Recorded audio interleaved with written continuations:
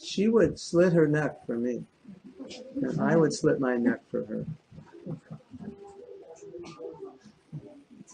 That was it, couldn't quit then. But that was the relationship. The devotee would do anything for Prabhupada, and no matter how bad it was or whatever, he always accepted the service. He always encouraged. So I think it's a really good example for us. I mean, if you read Prabhupada's letters, he'll say things. I'm very pleased with what you're doing. Krishna's giving you intelligence. You go back to like 1968, and the devotee writes a letter to Prabhupada and describes their altar, different kinds of leaves on the altar and, models of this and that, totally weird. And Prabhupada saying, thank you for doing that. I can see Krishna's giving you the intelligence. Just always encouraging. Because he saw the sincerity. He didn't necessarily see that everything was exactly proper, but he saw sincerity. And so he fanned that. And that was such a good example for us, always encouraging.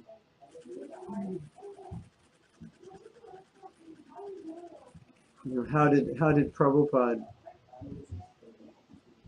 spread his movement? He spread it through inspiration and encouragement. And he would say, my spiritual master is whipping me to distribute books, and I am whipping you. And you whip others. So, we never felt that it was just us and Prabhupada, but he was representing a whole mission. And we were helping him in his mission. And then one time Prabhupada said, he was doing initiation, and he said, initiation means to help your spiritual master spread his mission. That's, not just, I need to be initiated so I can go back to Godhead. No, but that was our mood. Right? We were helping the mission. Right?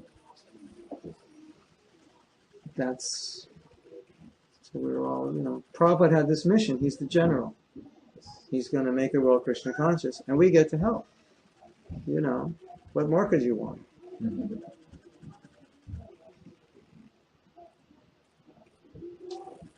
It's very difficult to describe what it was like when Prabhupada was here.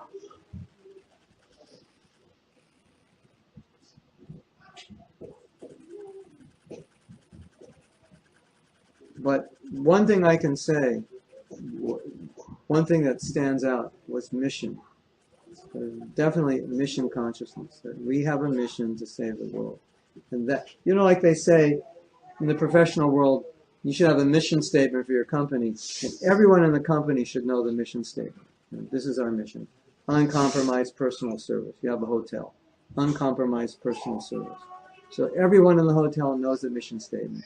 You ask anyone in the hotel anything, they'll immediately jump up and do it for you. Because that's the mission, they know it. So even without a written mission statement, everyone knew the mission was to save the planet. That was Prabhupada's mission. And that's what everybody lived for. It was in our blood. We have a mission. And that's why it was successful. Because the mission was what was in the forefront. Our lives were not in the forefront. Want to hear something funny? It wasn't funny to us when Prabhupada said it, but you'll think it's funny now, looking back. This is 1972. 1972, in our movement, the Grihasta's home, if you went in their bedroom, you wouldn't see any beds. If you went in their living room, you might see what you're sitting on. That was about it. And Prabhupada commented in one lecture, he said, my Grihasta disciples are so nice, they don't even have any furniture. And he was showing that they're so dedicated to the mission. They don't even have the money to buy furniture. And they don't even care. And so, of course, we're 22 years old, so, when you're young, you don't care. But still, the idea of dedication, you want to sit, make room, they can sit. We don't have any cushions, do we? Well, that's okay. I'm not here for this. So. You want to come? Well, oh, Oh, yeah. Okay. So there was a sense of mission, and devotees felt honored to be able to do something which was difficult and makes sacrifice. There's one time Prabhupada said, it's this amazing thing. He said, we got this in a letter. He said, if anyone will go anywhere to spread Krishna consciousness and not care how they will eat and where they will sleep, I'll take the dust from their feet and put it on my head. I think that gives you an idea of what the movement was like then. You know, because the average temple in the early days of the movement was 80%, 90% brahmacharis. So you imagine you're a brahmachari in the temple and you hear that, what are you going to do? You're going to jump in the van and drive across the country and fill the van up with books and distribute and preach. You're going to be ready to go anywhere in the world, right? To please your spiritual master. So Prabhupada created that spirit, that revolutionary spirit, the willingness to sacrifice for the mission. And that's why it spread. I mean, people do that now, political campaigns. People do the same thing, don't they? Total sacrifice. How much money do the politicians spend? How much time do the campaigners spend? And their own money as well, probably. So that's what people do when they're dedicated. Personal convenience is secondary.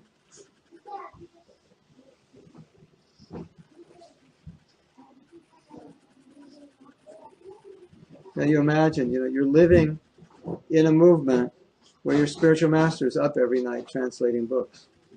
Think you're going to miss Mangal Arti? I don't think so.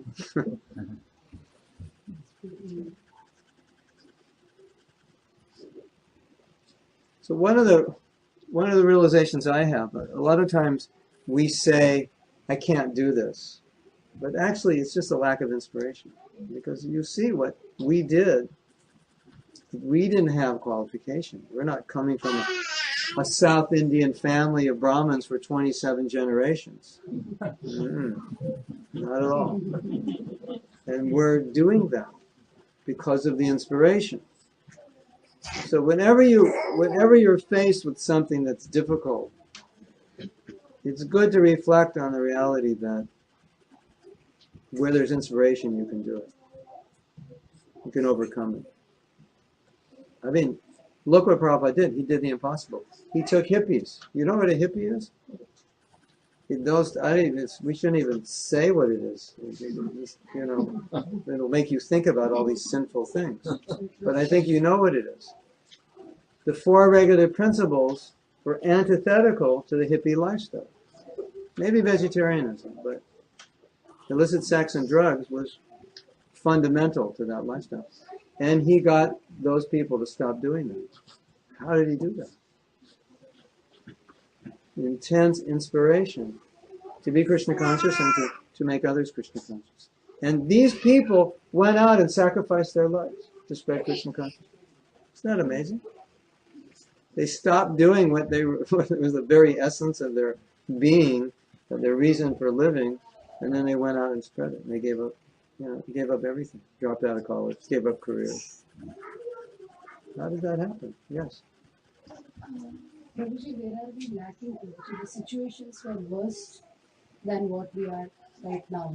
Mm-hmm. Mission consciousness, and now it's... What are we lacking now? Well, look at the it's like if you wanted an army of people, hippies were the best thing you could get, because hippies, a lot of these people who joined weren't even living at home. They were just living in parks and sleeping in friends' houses. They left home, and they didn't want to work. So to move in the temple was like almost like an upgrade, Then you got your own 6 feet at least every night, And you got some clothes and something to eat. So there was renunciation there. They were willing to sacrifice.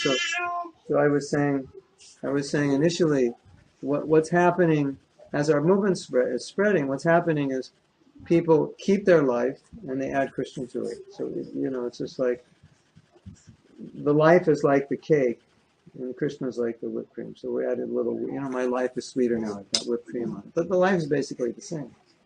It looks basically the same. Whether I'm a devotee or not, it kind of looks the same. But then I add, some chanting and, whereas,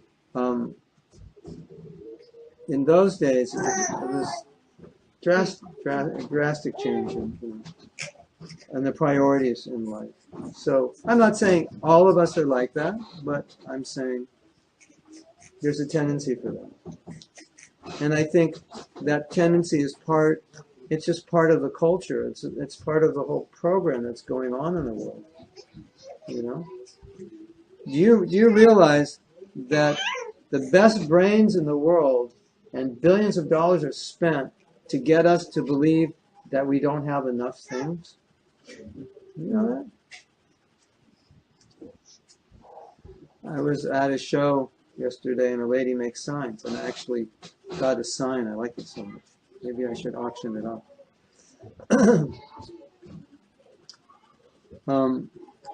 The sign said, there's a sign, the best things in life are free, something like that. There's a saying, the best things in life are free.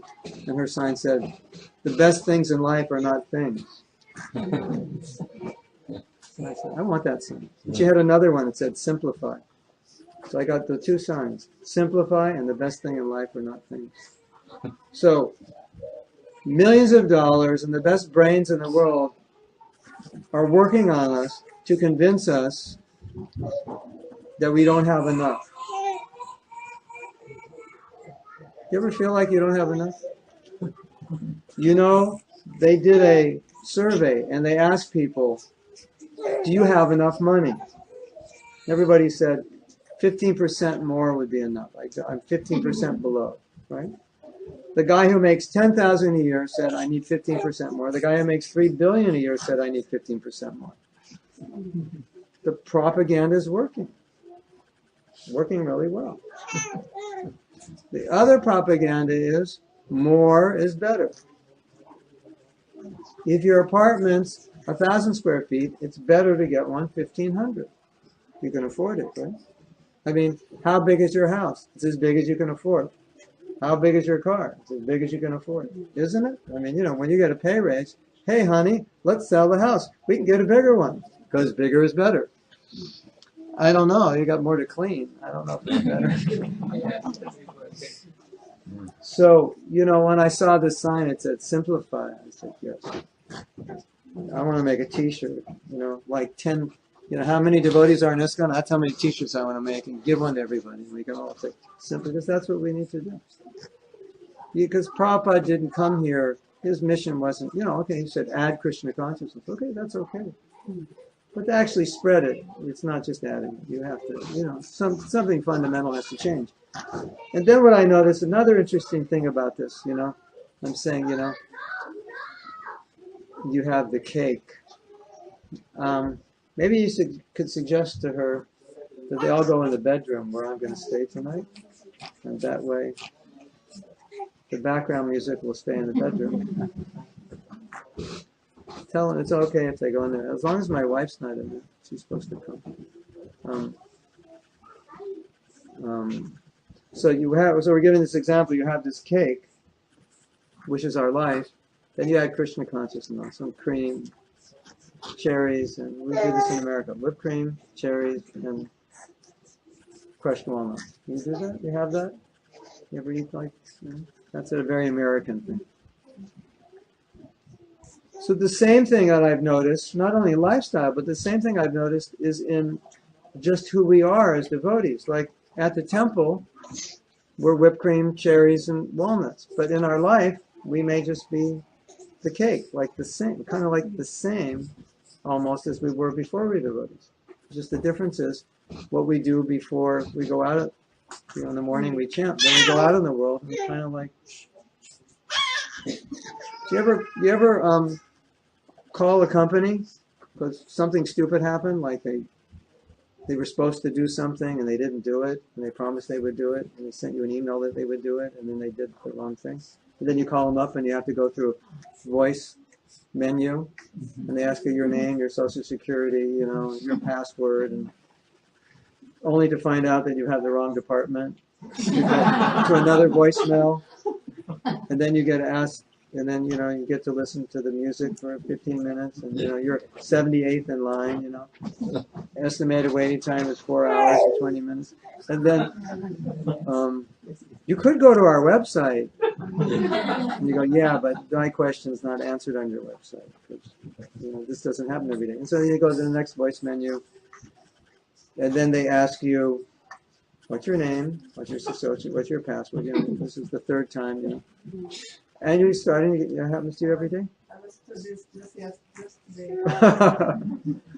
So sometimes by the time you get the guy, you want to tell him, your stupid company, to Forget what we have to ask them. Yeah.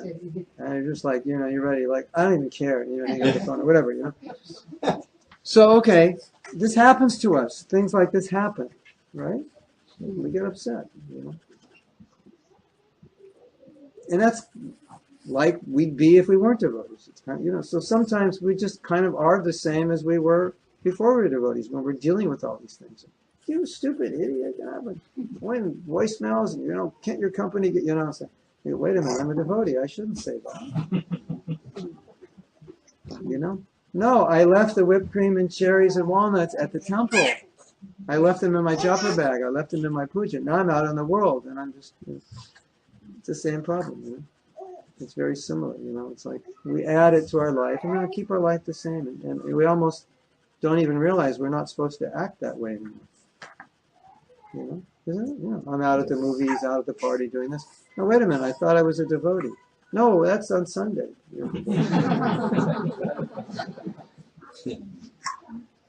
No, when you chant, you think like a devotee, but when you stop chanting, then, whatever. So, Prabhupada's mission was to take it and integrate it. Like I was in India, and I make jokes with Indians, I say, Krishna doesn't really want your bananas, your 3 sticks of incense, and your coconut, and your kumkum. That's not really what he wants. But that's the consciousness. I can go to the temple and bribe God. After all, I gave you 3 bananas, 3 sticks of incense, a coconut, and some kumkum. You should give me a better job. Right? That becomes religion. That's what it's all about. And then I go home, turn on the TV, watch the news, watch a movie, go to sleep. So that's where we're coming from, isn't it? That's ingrained in us.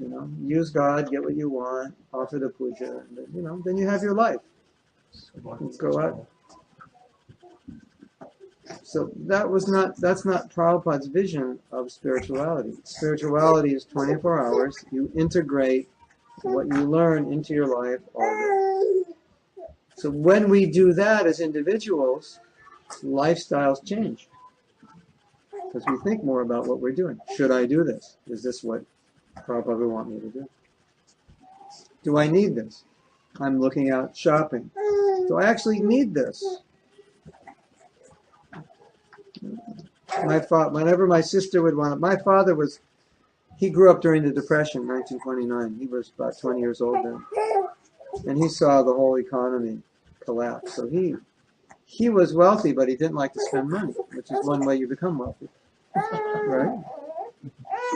So every time my sister would want to buy something, he'd say, do you want it? Do you need it, or you just want it? But that's how we think, So, but that's how Prabhupada thought, and that's how we should think. If do I need this, or do I just want it? So that's something that I feel is important for all of us. It's like to not have 2 lives that are separate. Here's my spiritual life, and here's my other life. No, there's supposed to be one integrated. Because if you do that, then in your other life, you can compromise, and you think, well, it's okay, that's my other life. You won't compromise in your spiritual side, but in the material side, you may compromise, because you think, well, that's my other life, it doesn't matter. That's not That's not what it's all about. Right? That's not, it's not the way it's supposed to be.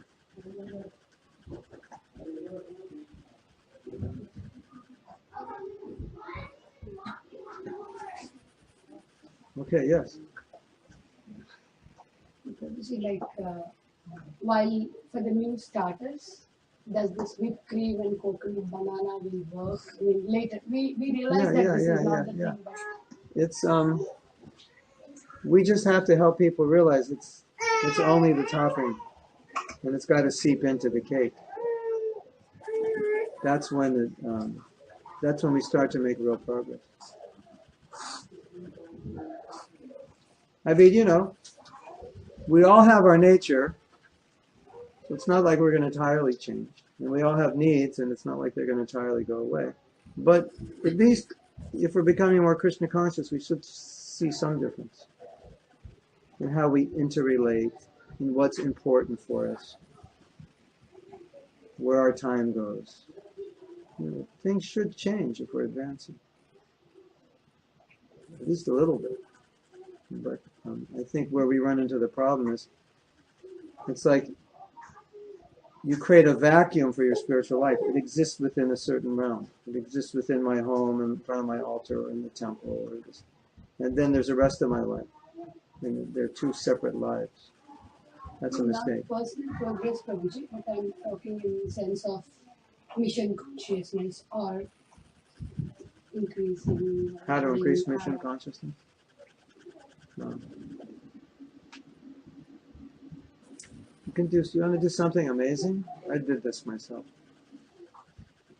Now, I don't know where to get them. I think you can get them at Krishna.com. All of Prabhupada's recordings of everything he said and everything he sang is on DVDs, like a few DVDs, you can get it all. So you get all the recordings, specifically the morning walks. And just listen to them every day for like 3 months. And you'll be in revolutionary consciousness. Because when you listen to the morning walks, you realize that's one of the main places the revolution was happening. It was on those morning walks. Because Prabhupada was training his devotees to preach, and he was giving a vision of the mission, and the devotees would give feedback. But they say this, but we tried this, and Prabhupada. I did that once. I just listened. Hour after hour after hour after hour. I had some time, just the morning walks, and I realized if you listen to these, you'll understand why ISKCON spread, because you'll see here's the revolutionary group. Because Prabhupada is cutting through everything. The moon landing, the scientists, this is all there on the morning walks, and you can see Prabhupada said things no one ever said before him, and even in the morning walks, he said something like, he said all of Bengal was ruined by Ramakrishna. And he said, perhaps I am the only person who's ever said this. It's a bold thing, because everyone in Bengal loves Ramakrishna, or maybe all over India. And he said, Ramakrishna ruined. And Prabhupada would say things like this that nobody said. It was a true revolutionary. And why does Prabhupada say that Sri Ramakrishna ruined? Because he said he was God. Who said Ramakrishna said Ramakrishna was God? He said he is God himself. Yeah. That he is Rama and Krishna. But so many things. So you see, where's the mission coming from? Where's the revolution coming from? And we are referring to Ramakrishna Paramahansa. Yeah.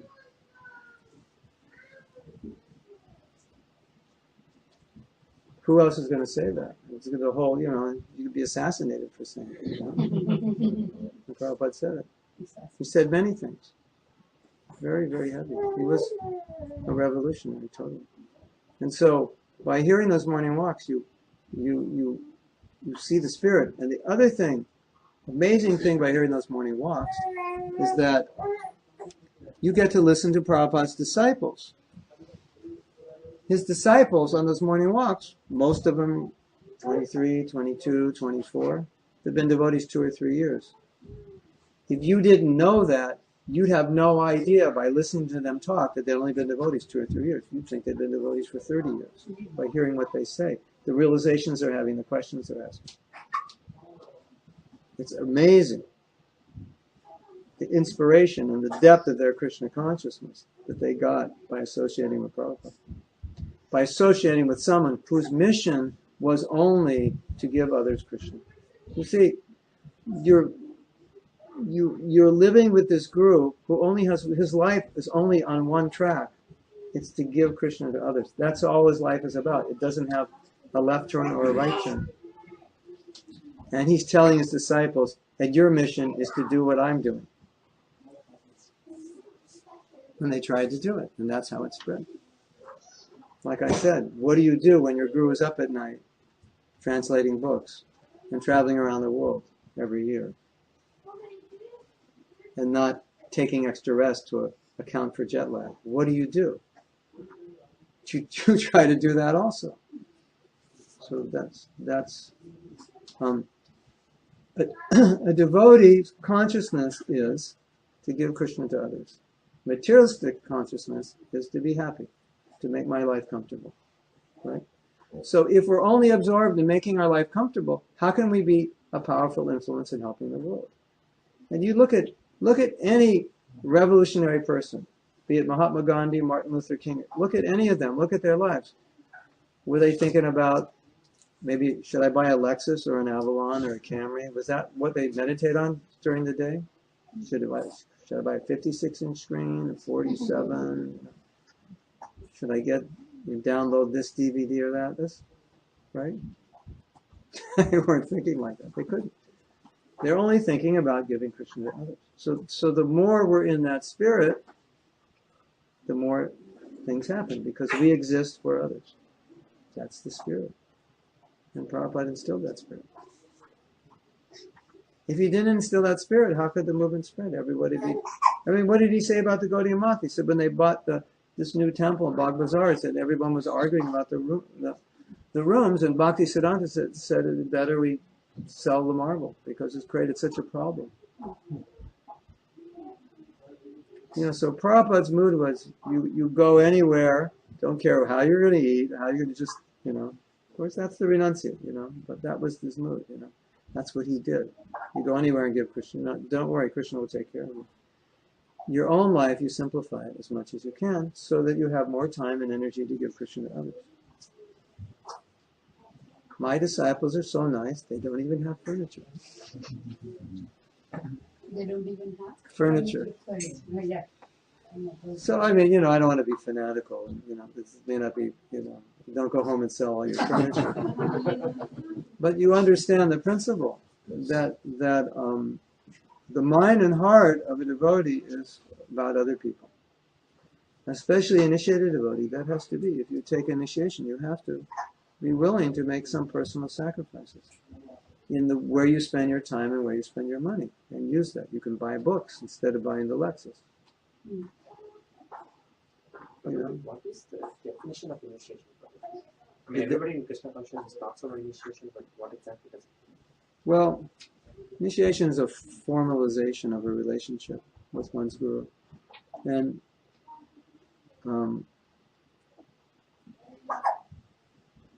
you can say many things about initiation, but it's a willingness to serve the mission of one's guru and to follow his instructions, and to guide your life by his instructions, and instead of guiding your life by your whims and by your own desire. Because you may want to do something, your guru says no. What do you do now? But you're willing to have him guide you. Ultimately, people take a guru to be guided. And when you take Diksha, you're formalizing that. It's like a wedding, it's already, engagement's already there and you're formalizing. So it really begins when you're taking instruction. And everyone, even if they're not going to take Diksha, should take instruction from somebody, be guided. Diksha may come as a natural byproduct. Even if you don't think you're ready, still you take Diksha from somebody who can guide you. Somebody you have faith in. It's your connection, it's your God. It's God incarnate to you. This is how you connect to Krishna. He's your God. You know, like the guru, the parent, the teacher. This is culture. You honor them like God's representative, the king, the husband. So, I mean, there is a first level and then the Brahman initiation. How many levels are there? Like, what are the Brahman initiation then? Then sannyas. And who is allowed to initiate others? Is it, how does it work? Who's ever qualified? Who's if their guru has left and they're qualified. One who follows their guru can. One who's initiated and who follows their guru, and their guru has either given them permission or their guru has left. They can initiate. You have to have a guru to be able to initiate because you're connecting.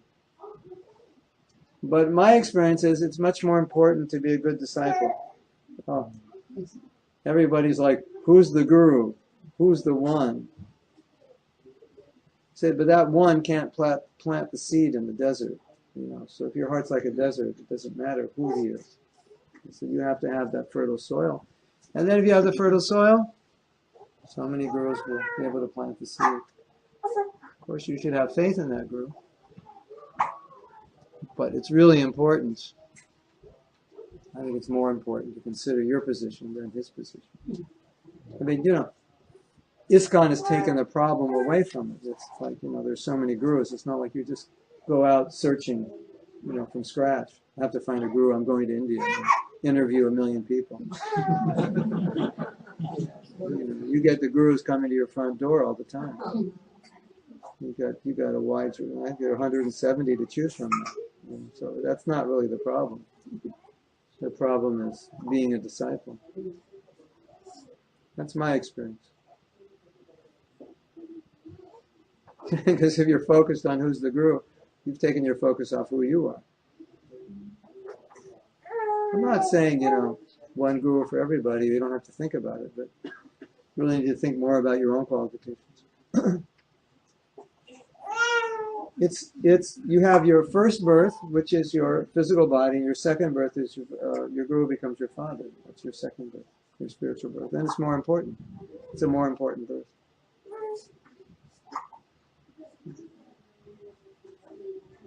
Right?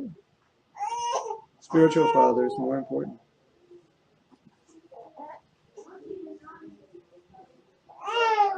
Now, Prabhupada wanted all his disciples to be gurus and all their disciples to be gurus. Whether you initiate or not, that's the mission. Of course, you're all thinking, well, I can't be a guru. But Prabhupada wants you to be a guru. Help somebody else become Krishna conscious. Be guru to your children, to your employees, to your associates, whatever.